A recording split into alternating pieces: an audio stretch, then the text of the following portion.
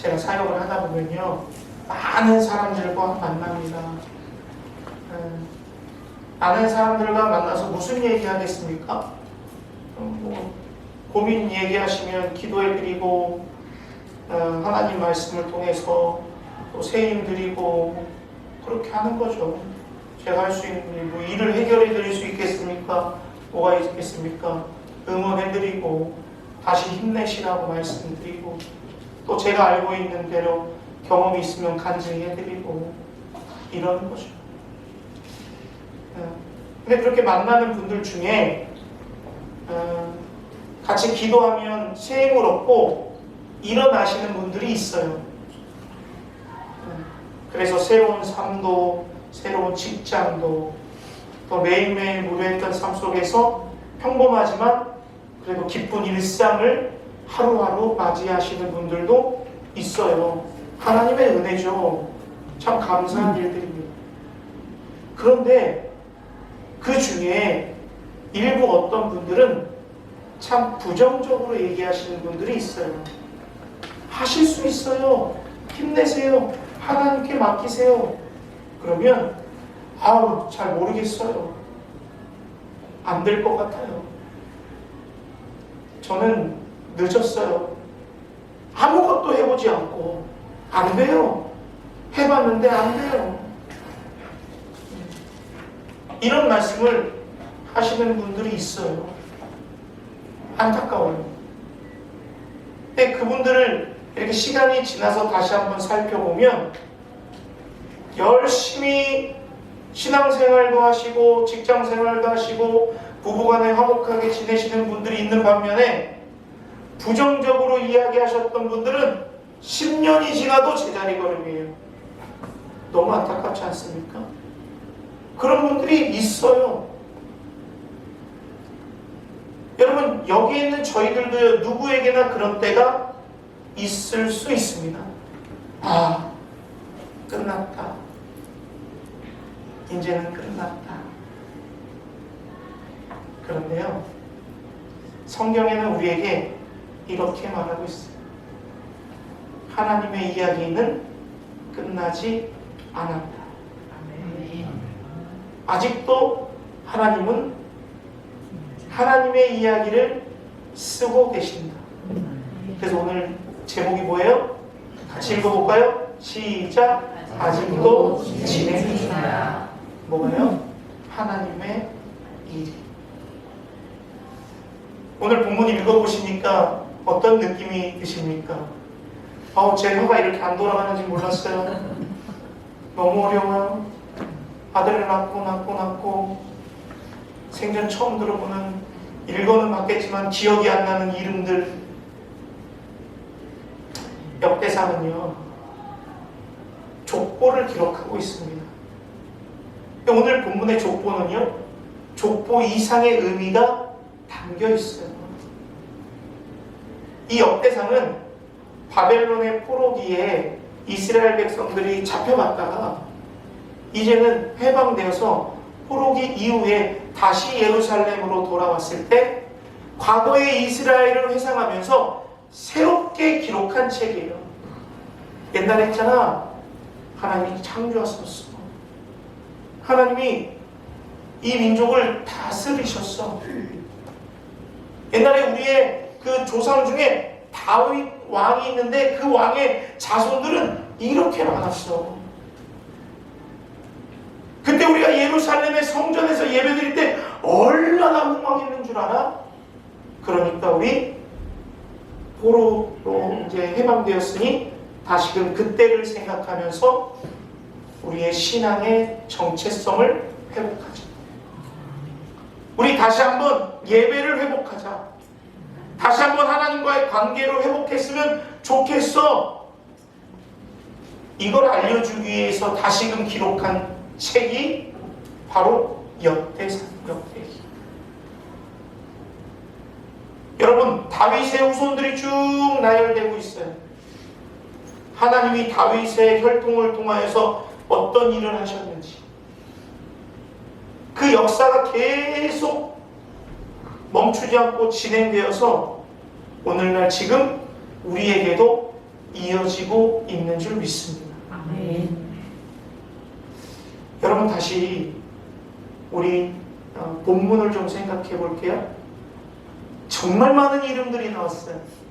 한번 읽어보셨으니까 다시 한번 안 보고 읽어볼까요? 시작! 족보예요. 77명의 이름이 거론되고 있습니다. 1절부터 9절까지는요, 다윗의 자녀들이 나왔어요.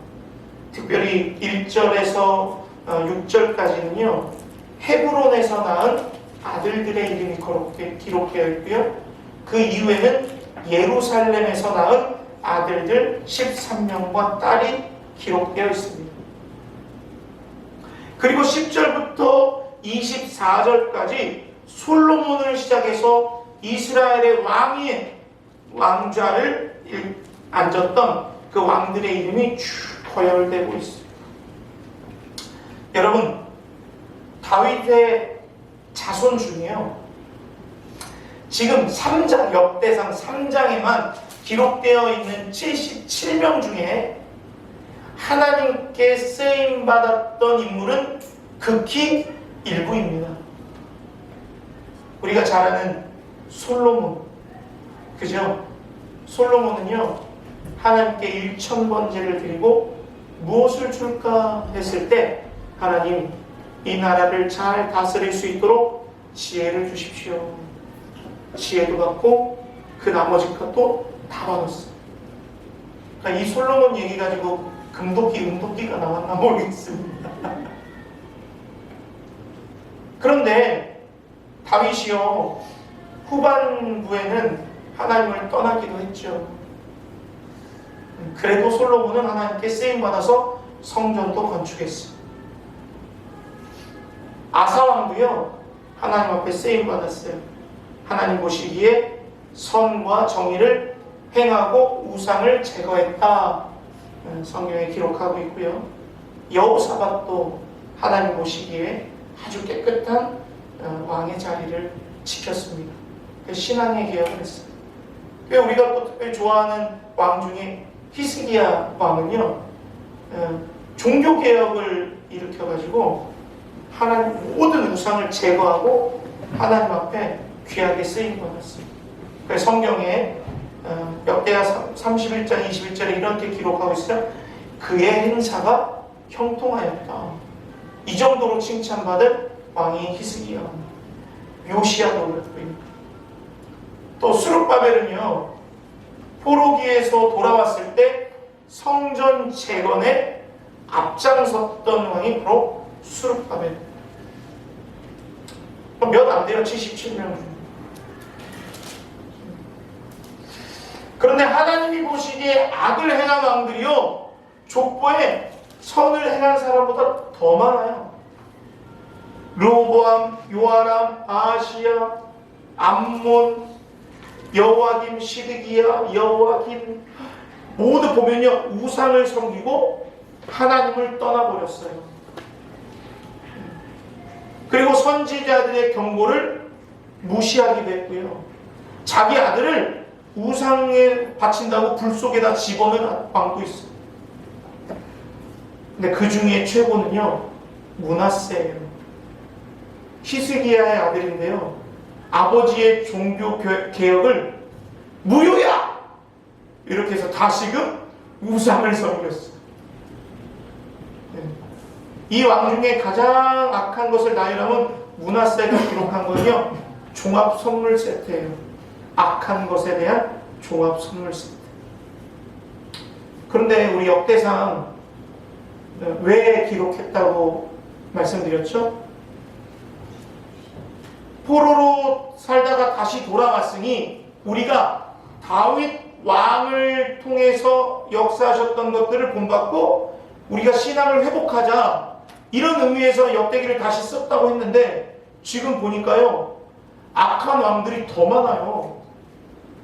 굳이 악한 왕들을 써서 그들을 기억하게 할 일이 뭐가 있을까요? 좀 이상하지 않나요?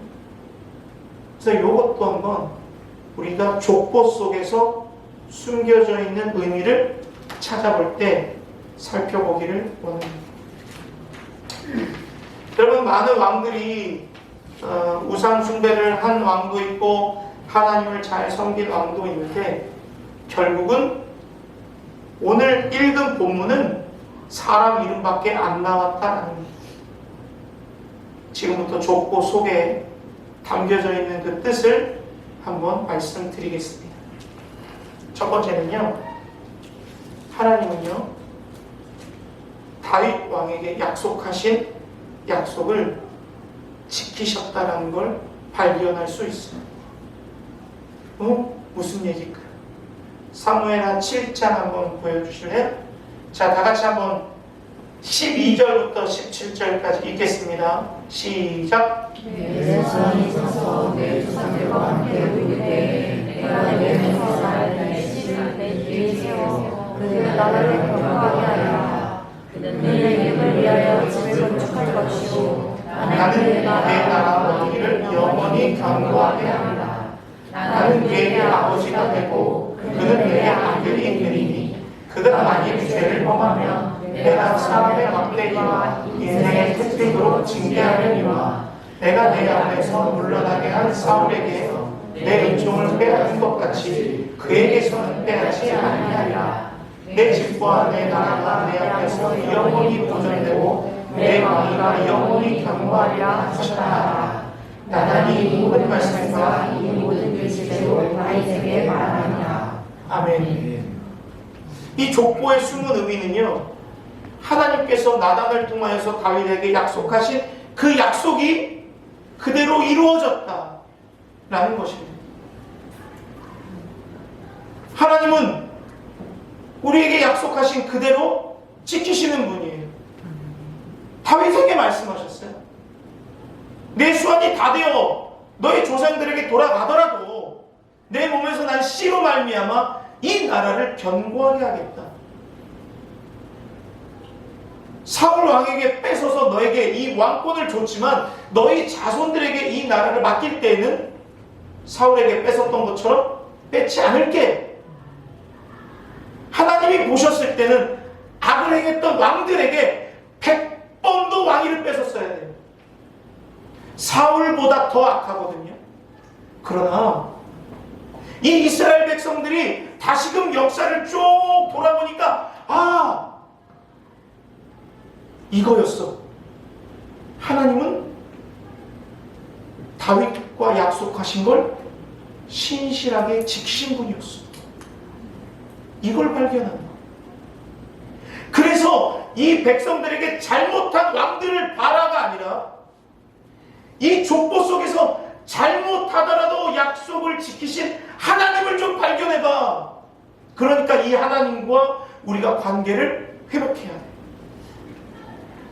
하나님을 섬기는 신앙을 회복해야 돼. 하나님을 섬기는 성전을 회복해야 돼. 이 얘기를 하고 있는 거예요. 여러분, 이사야 55장 11절에 이렇게 기록되어 있어요. 제가 읽어드릴게요. 내 입에서 나가는 말도 헛되이 내게로 돌아오지 아니하고 나의 기뻐하는 말을 이루며 내가 보낸 일에 형통합니다. 하나님은요, 말하시면 지키시는 분이에요. 하나님의 말은 절대로 헛되지 않습니다. 그게 반드시 약속을 지키시는 분이에요. 우리가 믿는 하나님은 이런 분인 거예요. 그러니까 조금 힘들다고 안 돼, 못해, 늦었어, 포기했어, 이런 말은 우리에게 어울린다 안 어울린다? 어울리지 않아. 내가 안 돼 라고 하는 건 내가 안 되는 것이 하나님이 안 되는 건 아니에요. 여러분, 이 족보 그냥 사람 이름만 70명 읽었어요. 그러나 이 말씀을 통하여서 약속하신 하나님을 발견하시기를 주님의 이름으로 축복합니다. 그 하나님이 우리 하나님. 여러분들에게도 많이 약속하셨어요. 말씀을 통해서 약속 많이 주셨어요. 두려워하지 마. 놀라지 마. 겁내지 마. 내가 너와 함께 해. 내가 의로운 오른손으로 너를 붙들어 사망의 음침한 골짜기를 다닐지라도 두려워하지 마. 지팡이와 막대기로 너를 지켜줄게.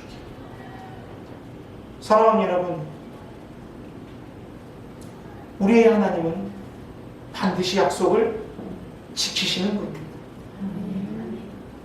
다윗에게 약속하신 그 약속을 지키셨던 것처럼 우리의 약속을 반드시 지키실 줄 믿습니다. 이것이 바로 족보 속에 숨겨져 있는 또 다른 의미입니다. 여러분, 두 번째는요, 어떤 의미가 담겨져 있느냐? 하나님은 불완전한 사람을 통해서 일하신다는 것을 우리가 깨달을 수 있습니다. 우리 1절, 2절 한번 다시 보겠습니다. 3장 1절, 2절.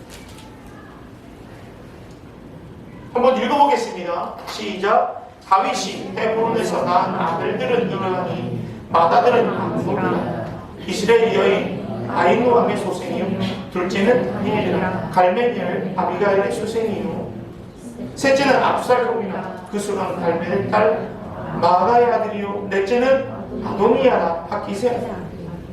헤브론에서 6명의 아들을 낳았어요. 암논은요,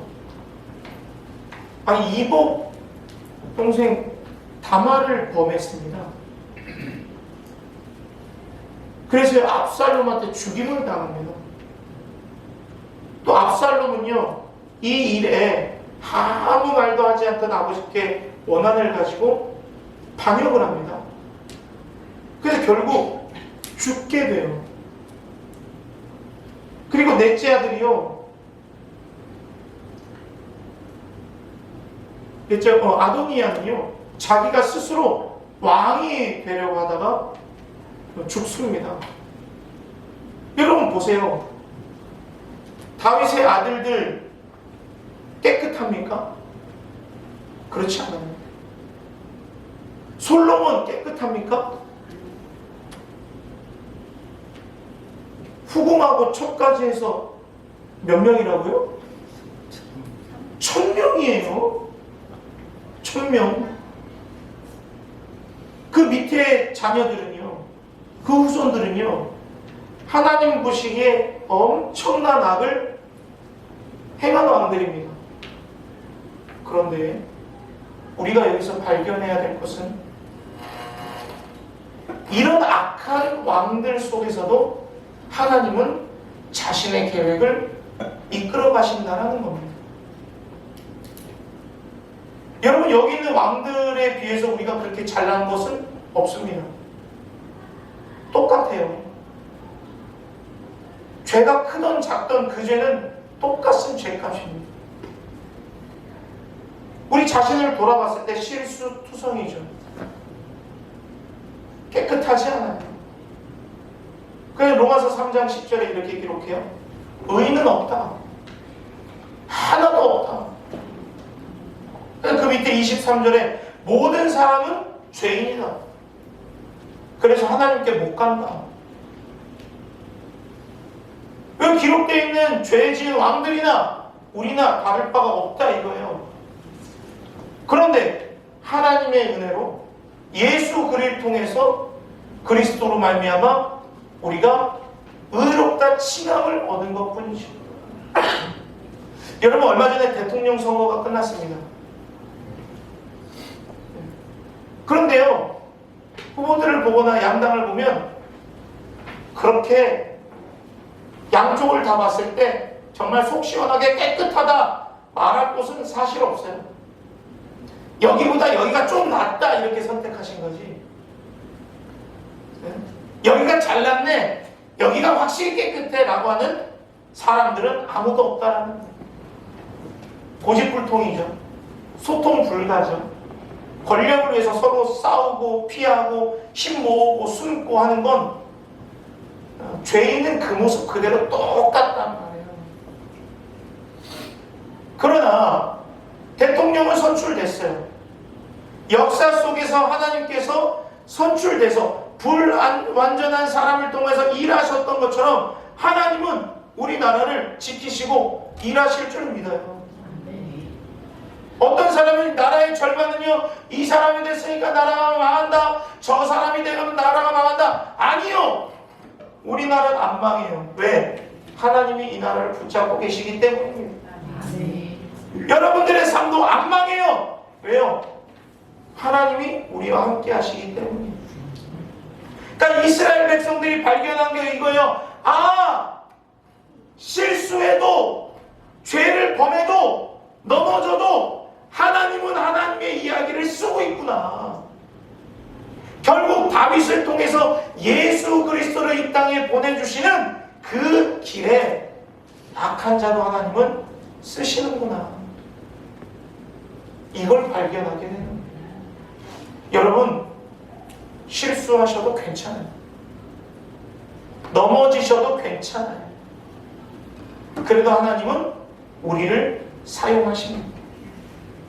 하나님은 미쁘고 의로우시고 신실하시기 때문에 우리를 사용하시는 거예요. 쓰신다 할 때 순종만 하면 됩니다. 이것이 족보에 숨겨진 의미가 되는 거예요. 세 번째, 이 족보에 어떤 의미가 담겨 있느냐? 하나님의 이야기는 지금도 계속 이어지고 있다라는 거예요. 마태복음 1장 1절 한번 보겠습니다. 함께 읽습니다. 시작. 아브라함과 다윗의 자손 예수 그리스도의 지금 뭐라 그래요? 우리가 오늘 역대상 3장에 누구의 족보를 썼습니까? 다윗의 족보를 계속 읽었어요. 그런데 마태복음 1장 1절에는 뭐라고 기록되고 있어요? 아브라함과 다윗의 자손 예수 그리스도의 계보라 이렇게 되어 있거든요. 결국 다윗을 사용하신 하나님의 계획은 예수 그리스도를 보내시기 위함입니다. 그러니까 예수님을 보내시려고 다윗 가문을 쓴 것뿐이에요. 갈라디아서 3장 29절 보겠습니다. 함께 읽습니다. 시작.